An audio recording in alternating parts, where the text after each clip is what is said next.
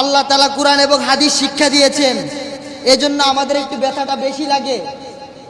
আজ আমার মা দিয়ে কি করব, বাবা দিয়ে, সন্তান, সম্পত্তি, কোটি কোটি টাকা, পৃথিবী দিয়ে আমি কি করব?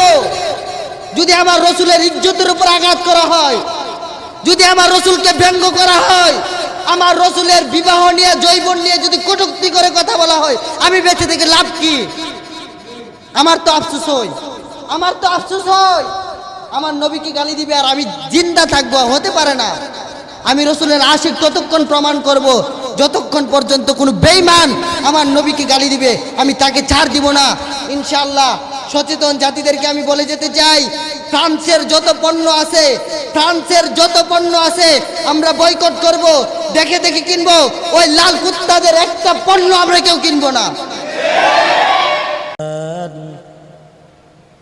وعلمه البيان ونشهد أن لا إله إلا الله ولا خالق إلا الله ولا خالق إلا الله ولا مالك إلا الله ولا رازق إلا الله وحده لا شريك له لا ضد له ولا ند له ولا مثل له ونشهد أن سيدنا وسندنا وحبيبنا وحبيب ربنا وطبيبنا وطبيب قلوبنا ومولانا محمدا عبده ورسوله صلى الله تعالى عليه وعلى آله وأصحابه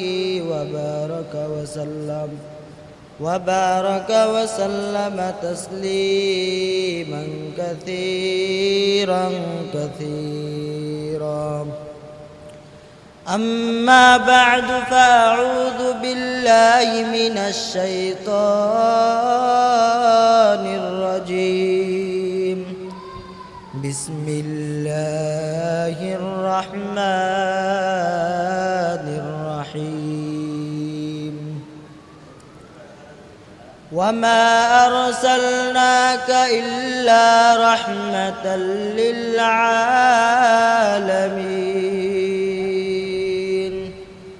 قال النبي صلى الله عليه وسلم تركت فيكم أمرين لن تضلوا ما تمسكتم بهما كتاب الله وسنة رسوله أو كما قال النبي عليه الصلاة والسلام. صدق الله مولانا العظيم وصدق رسوله النبي الكريم ونحن على ذلك من الشاهدين والشاكرين والحمد لله رب العالمين. সকলে মহব্বতে দুরূদ ইব্রাহিমি পড়ি, যে দুরূদটা আমরা নামাজের মধ্যে পড়ি, এই দুরূদটা সকলে মিলে পড়ি। আল্লাহুম্মা সাল্লি আলা মুহাম্মাদিন ওয়া আলা আলি মুহাম্মাদ কামা সাল্লাইতা আলা ইব্রাহিম ওয়া আলা আলি ইব্রাহিম ইন্নাকা হামিদুম মাজিদ.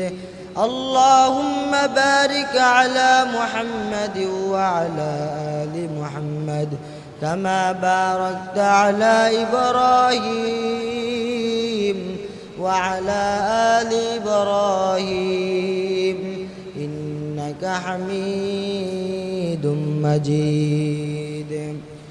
بلغ العلا بكماله كشف الدجى بجماله حسنت جميع خصاله صلوا عليه وآله.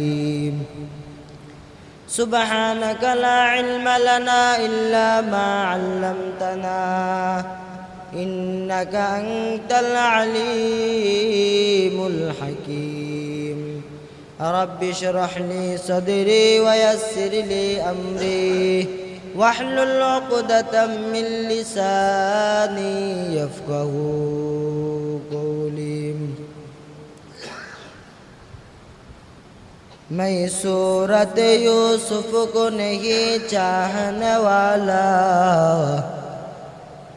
मैं सूरत यूसुफ को नहीं चाहने वाला मैं कोई इसके मानंद नहीं आशिक लैला मैं कोई इसके मानंद नहीं आशिक लैला मैं आशिक मौला हूँ मेरा इश्क दीवाना मैं आशिक मौला हूँ मेरा इश्क दीवाना ये जुमला जहाँ जिसकी तजल्ली से उजाला ये जुमला जहाँ जिसकी तजल्ली से उजाला मैं आशिक मौला हूँ मेरा इश्क दीवाना मैं आशिक मौला हूँ मेरा इश्क दीवाना ये जुमला जहाँ जिसकी तजल्ली से उजाला ये जुमला जहाँ जिसकी तजल्ली से उजाला मैं दूर हूँ मजबूर हूँ वही सैयद आलम मैं दूर हूँ मजबूर हूँ वही सैयद आलम दीदार दिखा दे नहीं आवाज सुना दो दीदार दिखा दे नहीं आवाज सुना दो আলহামদুলিল্লাহ সমস্ত প্রশংসা ওই আল্লাহ তাআলার জন্য যিনি আমাদেরকে দয়া ও মায়া করে ভালোবেসে দুনিয়ার সব থেকে উত্তম জায়গা দামি জায়গা আল্লাহ তাআলার ঘর মসজিদের মধ্যে মহান আল্লাহ পাকের হুকুম 2 রাকাত জুমার নামাজ আদায় করার লক্ষ্যে আল্লাহ পাক মায়া মহাব্বত করে এমন একটা দিন আমাদেরকে এখানে জমায়েত করেছেন যেই দিনের মধ্যে আমাদের পয়গম্বর আকায়ে নামদার তাজদার মদিনা হযরত মুহাম্মদ রাসূলুল্লাহ সাল্লাল্লাহু আলাইহি ওয়াসাল্লাম দুনিয়ার জমিনে পদার্পণ করেছেন রসুলের জন্মদিনে আল্লাহ পাক আমাদেরকে 10 মায়ের 10 সন্তানকে আপন হয়ে আল্লাহর হুকুম আদায় করার জন্য এবং পাশাপাশি 2 রাকাত আল্লাহ তাআলার সালাতুল জুমার নামাজ আদায় করার জন্য আল্লাহ পাক আমাদেরকে মহাব্বতের সাথে এই জায়গার মধ্যে একই জায়গায় জুড়ে মিলে বসার তৌফিকটুকু দান করেছেন নিয়ামতের শুকর আদায়ার্থে মুসলমান হিসেবে ঈমানের আওয়াজকে উঁচু করে এক আওয়াজে উচ্চ কণ্ঠে সকলে কালিমাতুশ শুকর উচ্চারণ করি বলে আলহামদুলিল্লাহ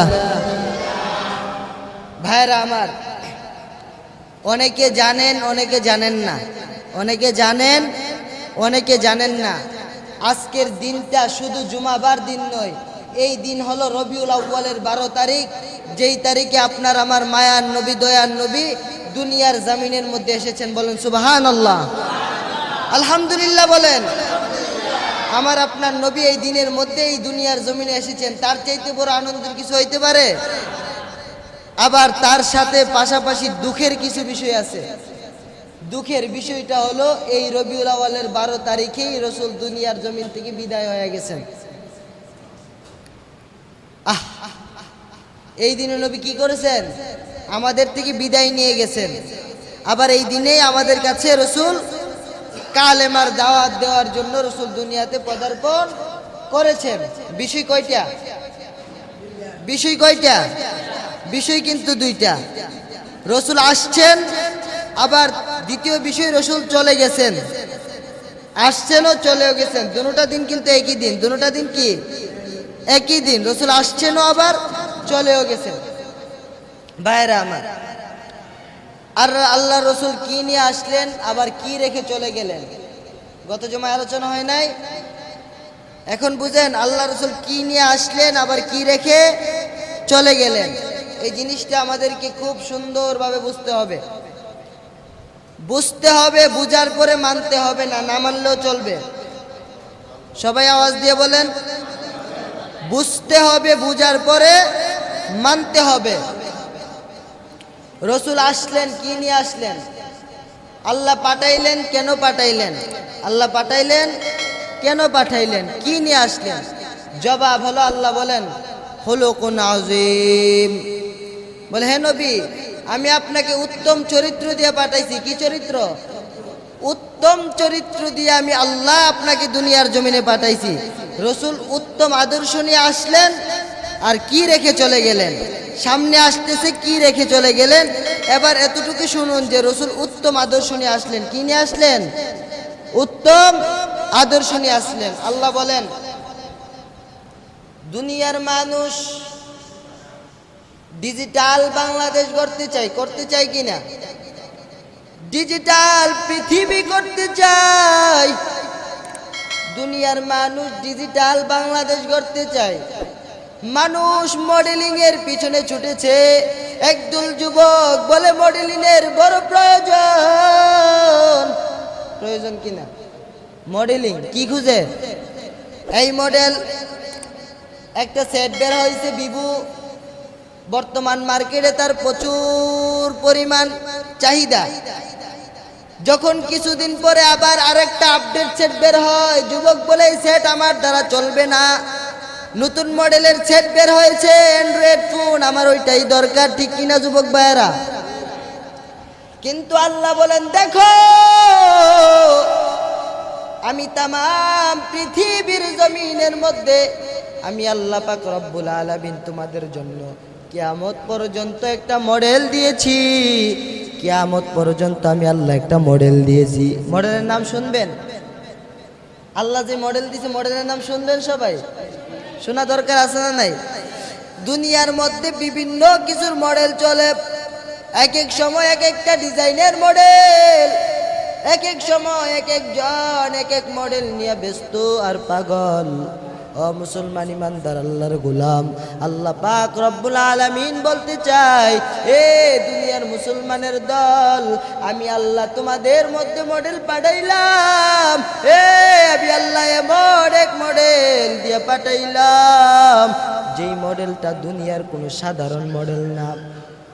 এই মডেল যদি ধরতে পারো, এই মডেলের মালাটা যদি গলায় লাগাইতে পারো, এই মডেলের মালা যদি তোমার গলার মধ্যে লেগে যায়, মুসলমান ইমানদার আল্লাহর গোলাম, এ নবীর উম্মতের দল, এই মডেল যদি অন্তরের মধ্যে লেগে যায়, এই মডেল অনুযায়ী যদি জীবন চালাইতে পারো, এ মুসলমানের দল, আল্লাহ রাব্বুল আলামিন বলেন কি মডেল শুনবা? আল্লাহ তাআলা বলেন ওমা আরসালনাকা ইল্লা রাহমাতাল লিল আলামিন।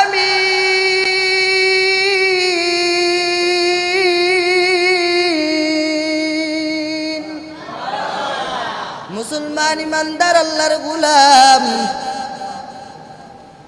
আল্লাহ তাআলা বলেন কি মডেল দিয়ে পাঠাইলাম শুনিয়া লও। দুনিয়ার জমিনের মধ্যে কি মডেল আমি আল্লাহ পাঠাইলাম? ওয়ামা আরসালনাকা ইল্লা রাহমাতাল লিল আলামিন। আমি আল্লাহ তাআলা পয়গম্বরে আরবিকে, নবী পাককে আমি আল্লাহ তাআলা তামাম পৃথিবীর জন্য রহমত দিয়া পাঠাইছি। অর্থাৎ তামাম পৃথিবীর জন্য আমি আল্লাহ পাক রব্বুল আলামিন নবীকে মডেল হিসাবে পাঠাইছি। আর জোরে কন্যা সুবহানাল্লাহ। নবীকে আল্লাহ কি দিয়ে পাঠাইলেন? মডেল দিয়ে পাঠাইলেন। নবীকে মডেল বানায় পাঠাইছে। এখন নবীর মডেল কি শোনা লাগবে না? নবীর মডেল আছে। নবীর মডেল হচ্ছে দুইটা ক্যাটাগরি। কয়টা? দুইটা ক্যাটাগরি হচ্ছে নবীজির মডেল। হাদিসে পাকের মধ্যে সেই দুইটা বিষয় তুলে ধরা হয়েছে। এক নম্বর বিষয়, তারাকতু ফিকুম আমরাইন লান তাদিল্লু তামাসসাকতুম বিহিমা কিতাবাল্লাহি ওয়া সুন্নাত রাসূলি। সুবহানাল্লাহ বলেন। দুইটা মডেল। তারাকতু ফিকুম আমরাইন লান তাদিল্লু তামাসসাকতুম বিহিমা কিতাবাল্লাহি ওয়া সুন্নাত রাসূলি।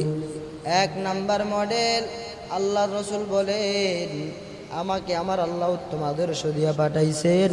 আমি আল্লাহর গোলাম, আমি আল্লাহর গোলামি করার জন্য আল্লাহ তাআলা আমাকে উত্তম চরিত্র দিয়া পাঠাইছে।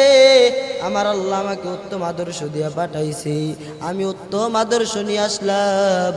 ও মুসলমান ইমানদারেরা, আল্লাহ পাক রব্বুল আলামিনের পয়গাম্বর বলেন আমি রসুল উত্তম আদর্শ নিয়ে আসলাম, আবার আমি পয়গাম্বর দুটা জিনিস রেখে চলে গেলাম। কয়টা জিনিস? দুইটা জিনিস রেখে পয়গাম্বর চলে গেছেন।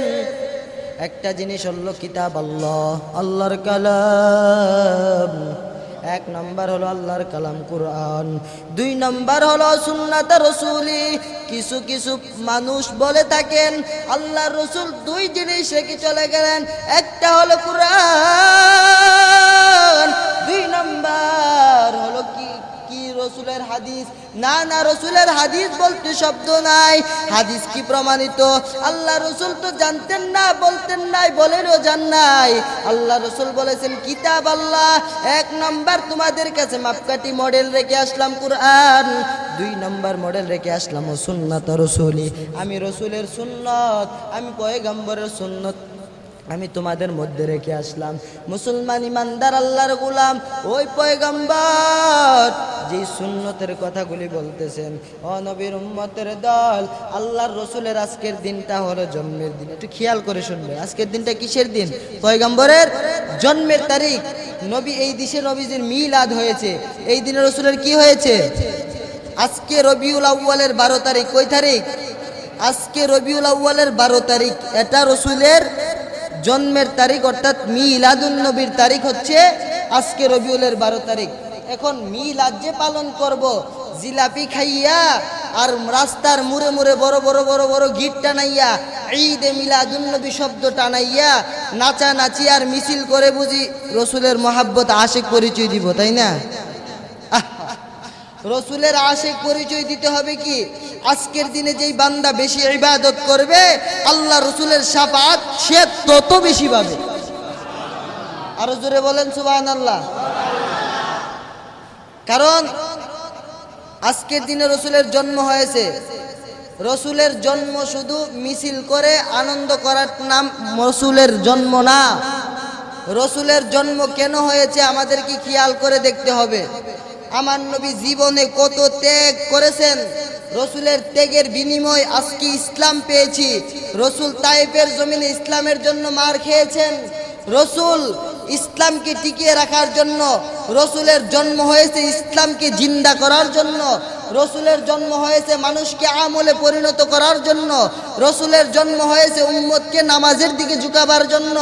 রসুলের জন্ম হয়েছে বান্দাদেরকে, আল্লাহ রসুল বলেন এই মানুষগুলাকে সুন্নতি পরিবেশে চলিয়ে সোনার মানুষ বানাবার জন্য রসুলের জন্ম হয়েছে। জোরে বলেন ঠিক কিনা? আল্লাহ রসুলের জন্মটা কেমন? রসুল কেন আসলেন? রসুল আসলেন মূর্তিগুলাকে সরায় দেওয়ার জন্যে। রসুল আসলেন ইসলাম নামক জিন্দিগিটাকে সকলের কাঁধের মধ্যে লাগায় দেওয়ার, ঝুলায় দেওয়ার জন্যে। মক্কার হিংস্র মানুষগুলা এমন ছিল যারা কাবার ভিতরে 360টা মূর্তিকে রেখে তারা উলঙ্গ অবস্থায় তাওয়াফ করতো। নাউজুবিল্লাহ বলেন।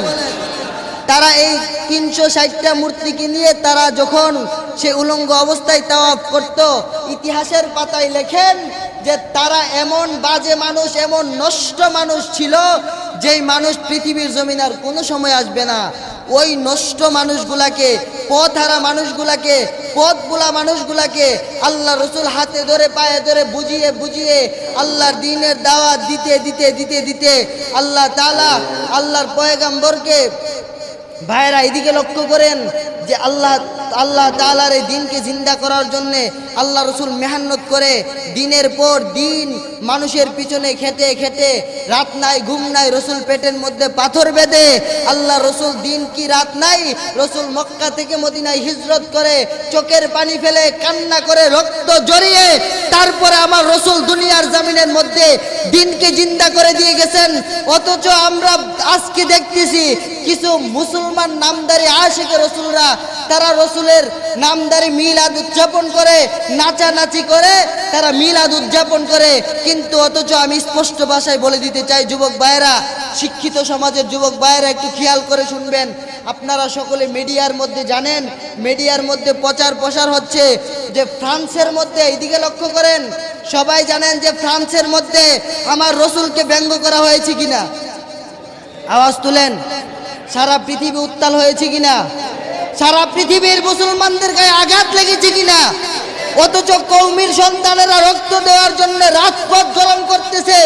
কওমির সন্তানেরা নবীজির ইজ্জত রক্ষার জন্য রাস্তার মুড়ে মুড়ে তারা মিছিল করে, তারা জানায় দিতেছে বেদিনদেরকে রসুলের শরীরে, রসুলের ইজ্জতের উপর কেউ আঘাত করলে নিজের শরীরে রক্ত দিব, কিন্তু কাউকে ছাড় দেওয়া হবে না। কিন্তু আজকে সেই জিলাপিকুর আর সিন্নিখুরেরা, আজকের সেই জিলাপিকুর আর সিন্নিখুরেরা লাগবে না আজকে, সেই জিলাপিকুর আর সিন্নিখুরেরা স্পষ্ট বলে দিচ্ছি, মিডিয়ার মধ্যে তাকান, টেলিভিশনের পর্দায় তাকান, একটা বেয়াপনার একটা আশিকে রাসূলকেও আজকে রাস্তার মোড়ে পাবেন না, একটাও নাই। অথচ জিলাপিকে রসুলের আশিক দাবি করার জন্য কত মিছিল আর মিটিং করতেছে। সাধারণত আল্লামা আহমদ শফী সাহেবকে কটূক্তি করে গালি দেওয়ার কারণে, জেলে যাওয়ার কারণে একটা ব্যক্তিকে উদযাপন করে তারা রাজপথ গরম করেছে। অথচ আমার রসুলকে গালি দেওয়া হচ্ছে, তারা ময়দানে নাই, তারা একটাও ময়দানে নাই। কিন্তু রক্ত দিলে কওমির সন্তানেরা, ভাই আজকে এটা বন্ধ করে দেন, লাগবে না ইনশাল্লাহ। ভাইরা আমার, একটু স্পষ্ট ভাষায় শুনেন, কারণ মা বাবার কষ্টে, মা বাবা আল্লাহ তাআলা কুরআন এবং হাদিস শিক্ষা দিয়েছেন, এজন্য আমাদের একটু ব্যথাটা বেশি লাগে। আজ আমার মা দিয়ে কি করব, বাবা দিয়ে সন্তান সম্পত্তি, কোটি কোটি টাকা, পৃথিবী দিয়ে আমি কি করব? যদি আমার রসুলের ইজ্জতের উপর আঘাত করা হয়, যদি আমার রসুলকে ব্যঙ্গ করা হয়, আমার রসুলের বিবাহ নিয়ে, যৌবন নিয়ে যদি কটূক্তি করে কথা বলা হয়, আমি বেঁচে থেকে লাভ কি? আমার তো আফসোস হয়, আমার তো আফসোস হয়। আমার নবীকে গালি দিবে আর আমি জিন্দা থাকবো, হতে পারে না। আমি রসুলের আশিক ততক্ষণ প্রমাণ করব যতক্ষণ পর্যন্ত কোনো বেঈমান আমার নবীকে গালি দিবে, আমি তাকে ছাড় দিব না ইনশাআল্লাহ। সচেতন জাতিদেরকে আমি বলে যেতে চাই, ফ্রান্সের যত পণ্য আছে, ফ্রান্সের যত পণ্য আছে আমরা বয়কট করব, দেখে দেখে কিনবো। ওই লাল কুত্তাদের একটা পণ্য আমরা কেউ কিনবো না ইনশাআল্লাহ। মুসলমানদের ঐক্যতার কারণে, মুসলমানদের ঐক্যতার কারণে ফ্রান্সের 2 দিনের ভিতরে বাংলাদেশের প্রায় 30,000 কোটি টাকা তাদের লস হয়েছে। সুবহানাল্লাহ বলেন। মুসলমান রাষ্ট্রগুলা তাদেরকে ত্যাগ দিতেছে। ভাইয়েরা আমার, আসলে বলতে হয় এজন্যেই যে আমরা মুসলমান, আমাদের নবীর জন্ম হয়েছে, আমাদের রসুল আমাদেরকে শিক্ষা দিয়ে গেছেন ইসলাম কিভাবে টিকাতে হয়। আহা, তাইফের জমিনে দুষ্ট যুবকেরা আমার নবীকে কত না আঘাত করলো, কত আঘাত করলো। তারপরও তাইফের যুবকদের বিরুদ্ধে আমার রসুল বদদুয়া করেন নাই। আজ আমার নবীকে গালি দিই, মুসলমান, আমার আপনার আফসোস লাগে না? আমার আপনার কলিজায় ব্যথা লাগে না? তারা আবার বলতে চায় কাউতুলের মোড়ে গিয়ে যদি ঈদে মিলাদুন্নবীর নামাজটা আদায় করতে পারে তাদের জীবন নাকি সার্থক। ভাই, আমরা রসুলের আশিক দাবি করতে পারি কেন জানেন? রসুলের প্রত্যেকটা সুন্নত অনুসরণ যদিও সম্পূর্ণ আদায় না করতে পারি, চেষ্টা করি। জন্মের পরে জীবনে কোনোদিন দাড়িতে হল লাগাইনি, মাথার টুপি পরেছি আমার রসুলের মহব্বতে, পরনের জামাটা দিয়েছি আমার রসুলের মহব্বতে, পৃথিবীর কারো মহব্বতে না, কারো বাহবা পাওয়ার জন্য না। আজ আমার রসুলকে গালি দেয় ওই বেঈমানরা কিভাবে দুনিয়াতে থাকে। আমার রসুল কেমন রসুল ছিলেন? আমার শিশু নবী মাঠের মধ্যে খেলতে যান, শিশু নবী আমার মাঠের মধ্যে খেলতে যান। খেলার সাথীরা সবাই যখন খেলতেছেন, এই খেলার সাথীরা খেলার সময় তাদের বাবা মা আয়েশা তাদেরকে কোলে করে নিয়ে বাড়ির দিকে রওনা দিছে। মায়ার নবী, দয়ার নবী আমার রাস্তার পাশে বসে বসে কান্না করে। সব ছেলেদের বাবা আয়েশা তাদেরকে কোলে নিয়ে বাড়িতে যায়, আমার বাবা কই? জন্মের পরে আমি আমার বাবাকে কোনোদিন দেখি নাই, কই আমার বাবা, কই আমার বাবা তো দুনিয়াতে নেই। মা মেনা ঘর থেকে বের হইছে, ঘর থেকে বের হইয়া দৌড়াইয়া গিয়া বলে, মহিলারা তোমরা কি আমার ছেলে মোহাম্মদকে দেখছো নাকি বলো? মহিলারা বলে, মোহাম্মদকে চিনি না, তবে সুন্দর লাল টকটকে একটা ছোট্ট বালক সন্তান দেখে রাস্তার পাশে বসে আব্বা আব্বা বইলা কাঁদতেছে। মা বেলা তোরা গিয়া আবার নবীকে কুলের মধ্যে জড়ায়া আমার নবীকে ধরে মা বেড়াও কাঁদে। আর নবী ডাক দিয়ে বলে, মা। সব ছেলেদের বাবা এসে তাদেরকে কুলে নিয়ে যায়, সব ছেলেদের বাবা এসে তাদেরকে খেলার মাঠ থেকে কুলে নিয়ে বাড়ি যায়।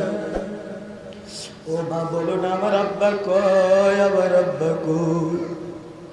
মা মেলা চোখের বাড়িগুলি ছেড়ে দিয়া কান্দে আর ডেকে বলে, মোহাম্মদ তোমার জন্মের 6 মাস আগে তোমার আব্বা শাম দেশে ব্যবসা করতে গিয়া ওই শাম দেশের মধ্যে তোমার আব্বা দুনিয়ার জমিন থেকে বিদায় হয়ে গেছে।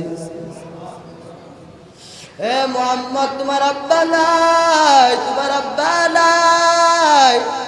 তোমার আব্বা যদি থাকতো অবশ্যই তোমাকে নিতে আসতেন।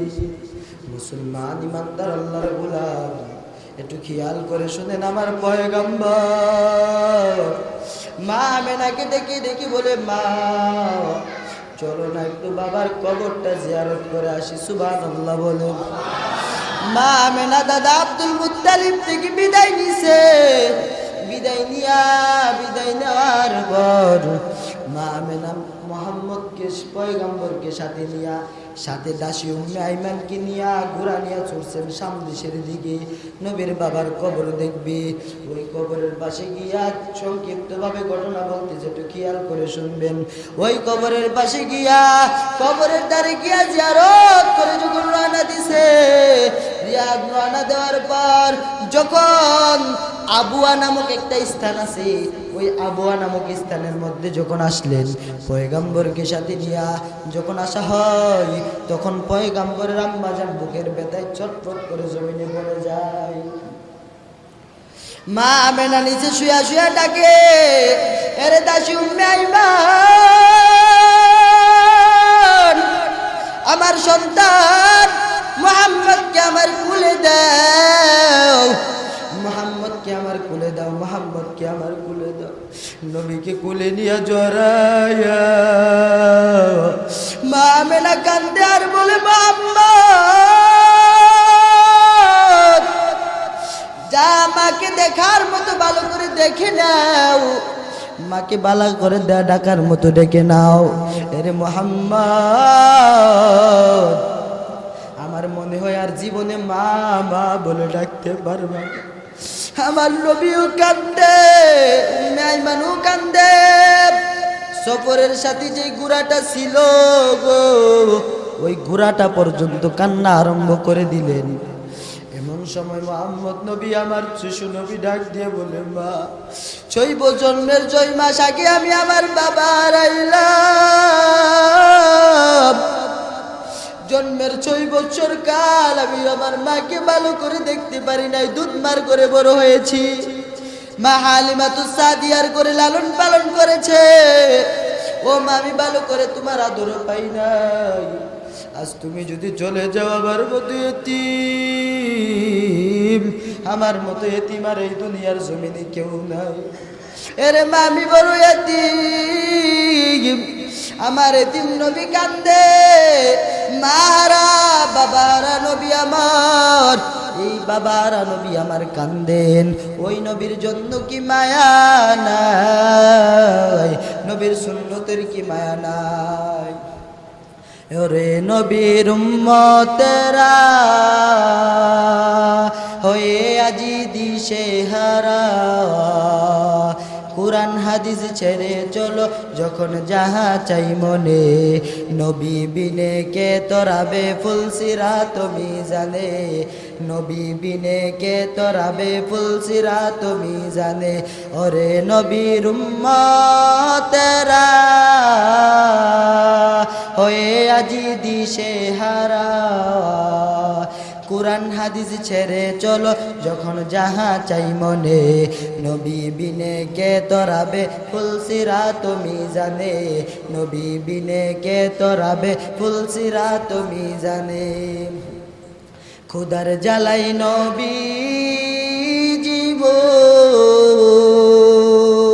পেটে বাঁধলেন 3টি পাথর।